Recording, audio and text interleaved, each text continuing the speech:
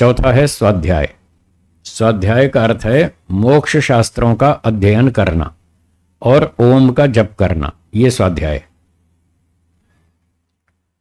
तो मोक्ष शास्त्र हैं ये वेद, वेद, दर्शन शास्त्र, उपनिषद, मनुस्मृति, सत्यार्थ प्रकाश, ऋग्वेद आदि भाष्य भूमिका, इस प्रकार के जो ऋषियों के ग्रंथ हैं और ईश्वर का बताया हुआ वेद, ये सारे मोक्ष शास्त्र कहलाते हैं। इन शास्त्रों में मोक्ष का वर्णन है, मोक्ष क्या होने से पता चलेगा। अब लोग इन शास्त्रों को तो पढ़ते ही नहीं, वो तुलसी रामायण पढ़ेंगे, वो क्या रामचरितमानस पढ़ेंगे, कोई गीता पढ़ेगा, कोई कुछ पढ़ेगा, वो मोक्ष शास्त्र नहीं है। गीता, रामायण, महाभारत ये तो इतिहास के ग्रंथ है, इतिहास की बात बताते हैं, ये कोई धर्मशास्त्र नहीं है, ये कोई मोक्ष का शास्त्र नहीं है। इनमें मोक्ष की विद्या नहीं लिखी है, मोक्ष की विद्या वेदों में लिखी है, दर्शनों में लिखी है, उपनिषदों में लिखी है।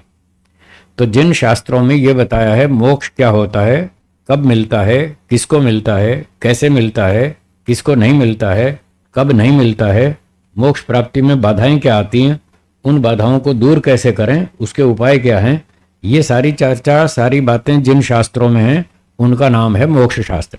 वो ये वाले ग्रंथ है, इनको पढ़ना चाहिए। और स्वयं पढ़ने से कोई पुस्तक समझ में नहीं आती, कोई पढ़ाने वाला अध्यापक चाहिए, कोई टीचर चाहिए। आप बचपन से स्कूल में गए थे पढ़ने के लिए, पहली, दूसरी, तीसरी, चौथी जितनी भी आपने कक्षाएं पढ़ी, सब अध्यापकों से, गुरुजनों से पढ़ी, तो आपको वो सारी विद्या समझ में आई।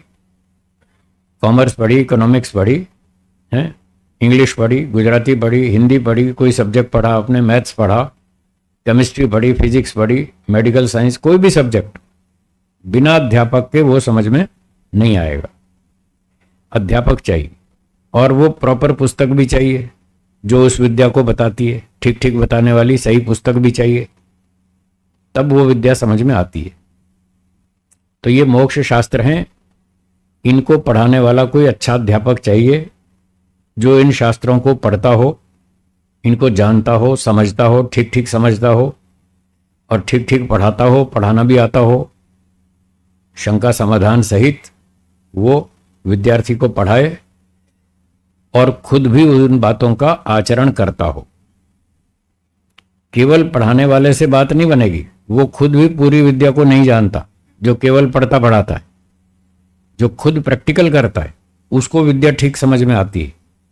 तो ऐसे व्यक्ति से इन विद्याओं को सीखना पड़ना चाहिए जो स्वयं इन विद्याओं को जीवन में आचरण में लाता हो, जिसका अपना लक्ष्य मोक्ष प्राप्ति हो और सारा जीवन का कार्यक्रम उसका मोक्ष को सामने रख करके चलता हो। ऐसे व्यक्ति से इन विद्याओं को पढ़ना चाहिए, तो वो ठीक पढ़ाएगा और आपको ठीक समझ में आएगा। ये हो गया स्वाध्याय, और इसमें दूसरा भाग है ओम का जप करना। तो बैठ के जप करें, 10 मिनट, 5 मिनट, 20 मिनट, जितना समय हो। दिन में कई बार भी कर सकते हैं। 5 मिनट फालतू समय मिल गया आपको, 5 मिनट बैठ के ओम का जप कर लीजिए, ईश्वर के साथ कनेक्शन जुड़ता रहेगा आपका। 5 मिनट, 10 मिनट, जब भी समय मिले बैठ करके आंख बंद करके जप करें। और बैठने का समय नहीं है तो चलते फिरते कर लें, कोई बात नहीं। झाड़ू लगाते समय भी कर सकते हैं, कपड़े धोते समय भी कर सकते हैं, सैर करते समय ईश्वर को साथ में रखें। सैर करते समय आप व्यापार की बात तो सोच लेते हैं, हाँ या ना। खाना खाते समय व्यापार की बात तो चलती रहती है दिमाग में, हाँ या ना। जब दुनिया की बात चलती है तो भगवान की चलाने में क्या समस्या है, कोई दिक्कत नहीं। खाना खाते रहिए, भगवान को याद करते रहिए, ईश्वर हमारे साथ है, वो अब आगे प्रणिधान में बताएंगे। तो ओम का जप करें, उठते बैठते चलते फिरते ईश्वर को याद रखें, इससे आपका मन शांत रहेगा। एक है संसार, दूसरा है ईश्वर।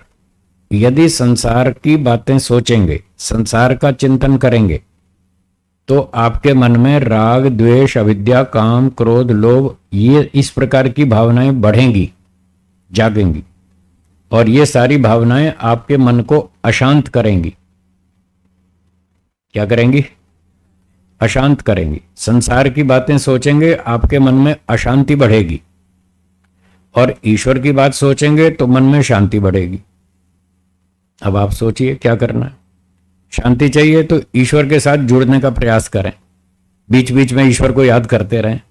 1 घंटा काम कर लिया, 1 मिनट ईश्वर को याद कर लिया कि ईश्वर हमारे साथ है, ईश्वर हमको देख रहा है, हम ईश्वर की नज़र में हैं।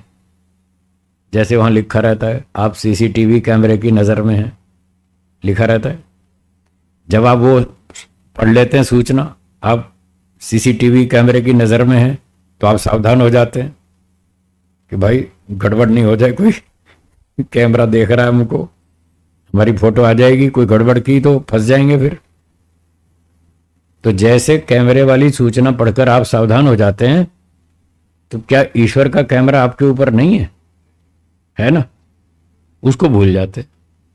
तो उसको बीच बीच में याद करते रहें, 1-1, 2-2 घंटे में थोड़ा थोड़ा याद कर लें और अपना काम करते रहें। फिर 2 घंटे में याद आ गया, 1 मिनट के लिए ईश्वर को याद कर लें, फिर अपना काम करते रहें। तो ऐसा कर सकते हैं। ओम का जप इस तरह से भी कर सकते हैं। ये हो गया स्वाध्याय।